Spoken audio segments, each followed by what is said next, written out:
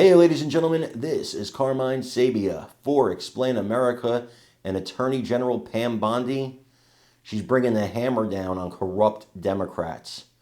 Before we get started, please make sure, if you're not already there, that you visit youtube.com/@explainamerica. You smash that subscribe button, you hit that like button, you comment and you share. All those things really help out. Even hit the bell for notifications because that's a big deal too. So, I often hear politicians are just corrupt. Politicians are just corrupt. And I thought about it. After I saw this story. And I'm going back in my mind. And I'm sure there are corrupt Republicans. But I'm thinking of the Biden family and their shady deals.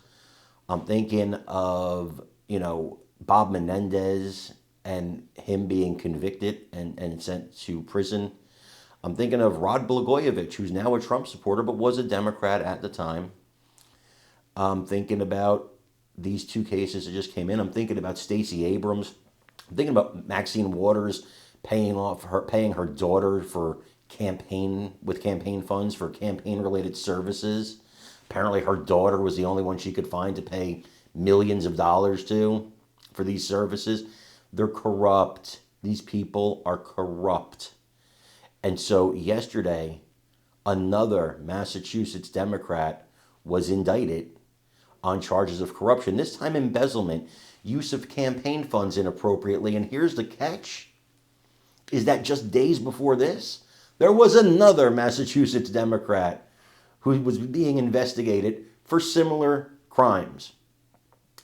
It's a common theme with the Democrat Party. A dang shame, absolutely, but a common theme. It keeps going on and on. This is who they are. They are a corrupt party. They are an evil party. I want you to watch this video and let me know what you think in the comments.